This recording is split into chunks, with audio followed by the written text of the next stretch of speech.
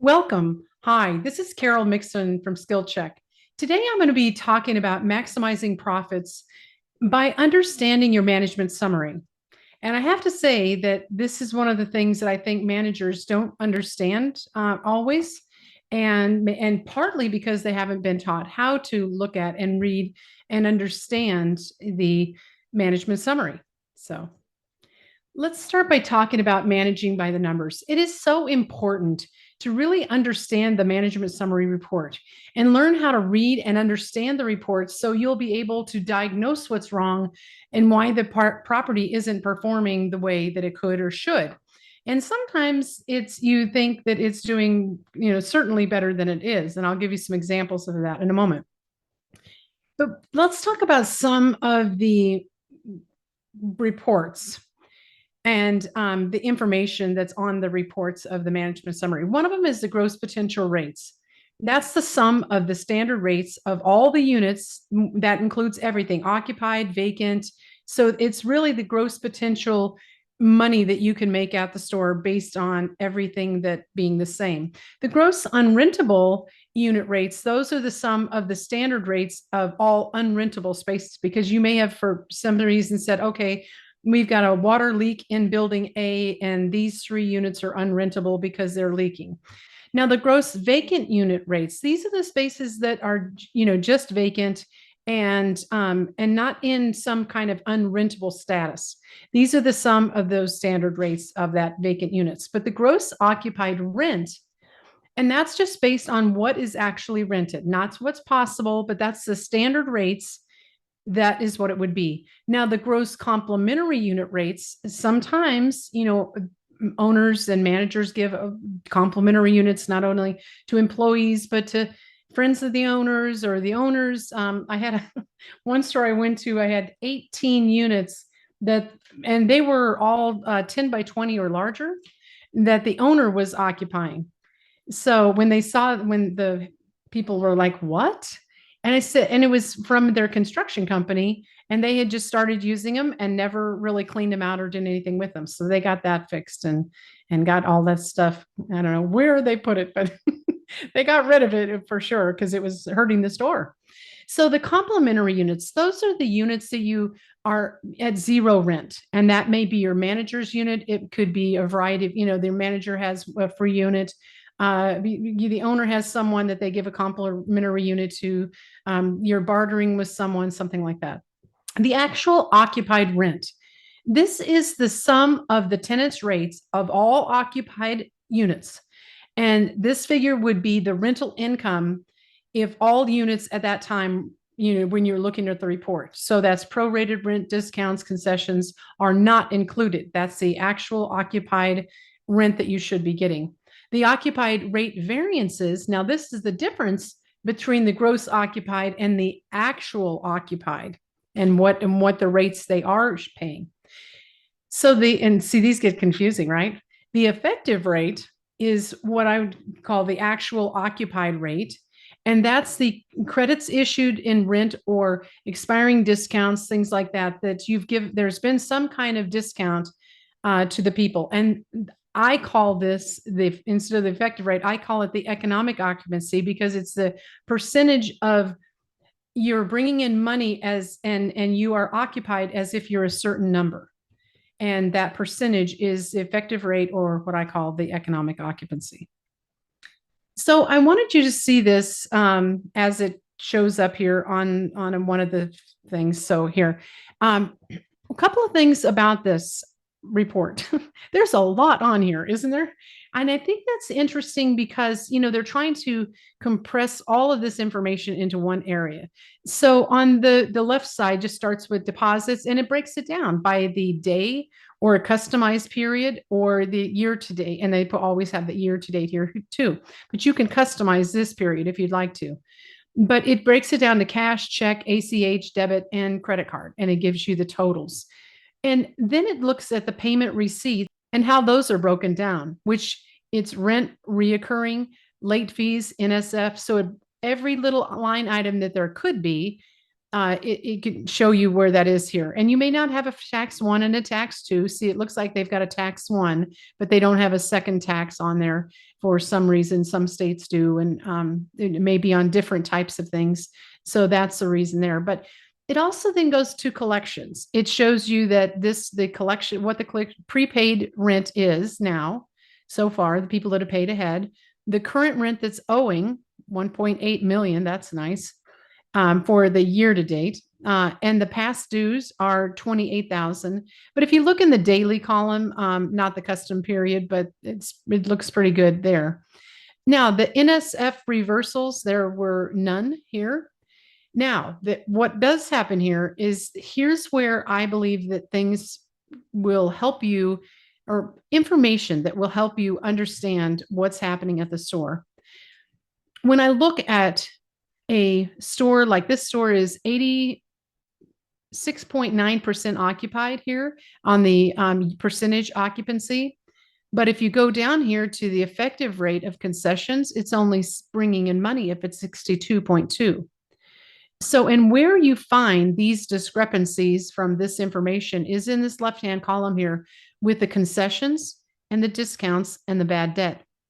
So let's just start with the concessions. It breaks it down to rent that is bad debt that's written off, late fees that are out there and that were waived, the taxes for some reason that were waived, and then other. I would have to look what that number is, but it's pretty decent size. I wonder what that really is, but for a total of 26,000 that year. So there were concessions of 26,000.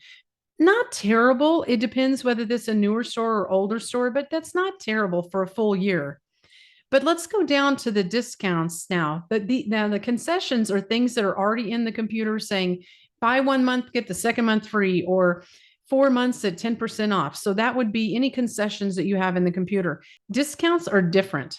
Discounts are any variances from the standard rates. So that's when you have an amount and that you discount it for whatever reason. Have some kind of not really a concession, but you give a discount, or they're not paying what everyone else is supposed to be paying.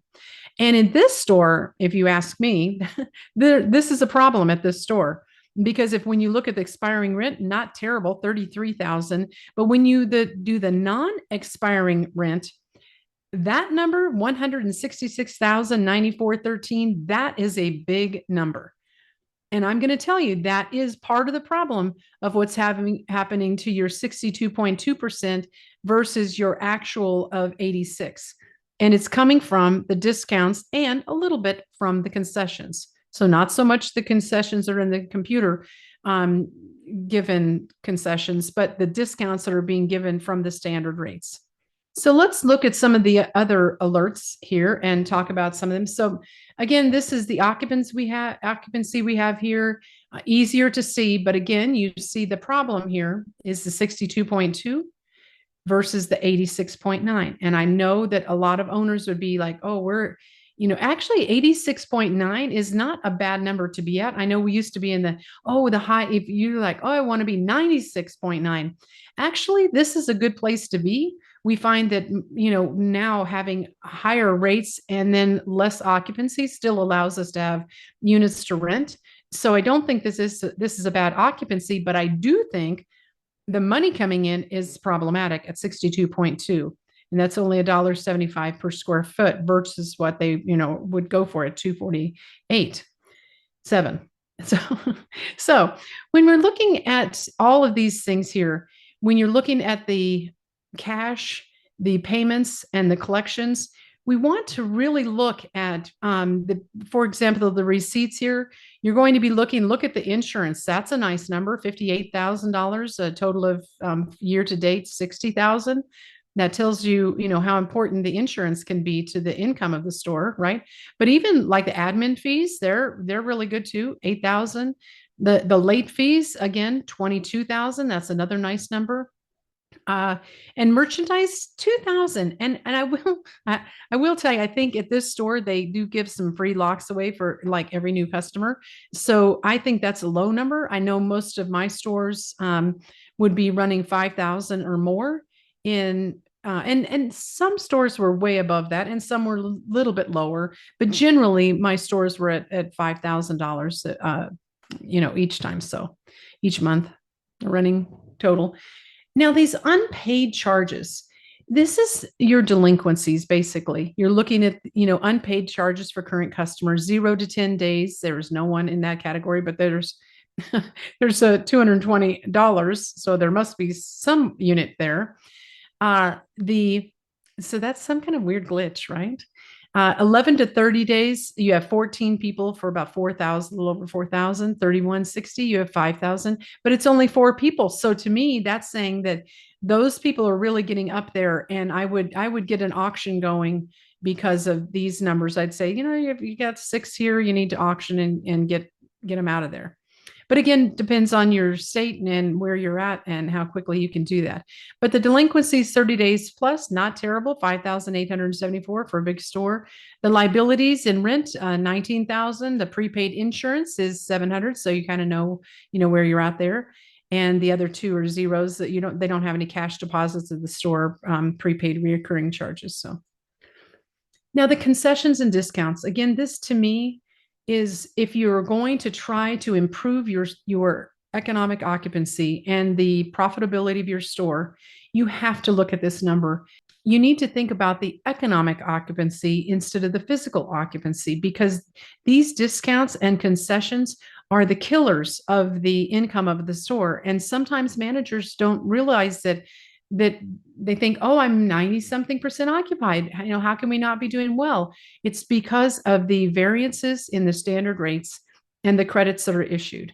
So this is the only place this really could be problematic. Is so if you watch this and you know that these numbers, that you can get those down, it will definitely help you. They do have a little bad debt, not a ton, but I do think they've written off some. I don't know, about 10,000 is actually quite a lot bit. This is I I don't know. So this 10,000, almost 10,000, that's, I would look up that to find out what all those were written off for bad debt too. And that could be auction. It could be a variety of things that are going to bad debt.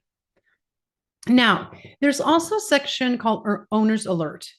So you have these start out with the standard rates unchanged, and it's zero for the 360 days or greater, and then tenant's rental rate unchanged, and it's 134. So I think there's some work that you could do there, is saying, okay, I need to work on these 134 and find out who they are and try to work on getting them up to the regular standard rate.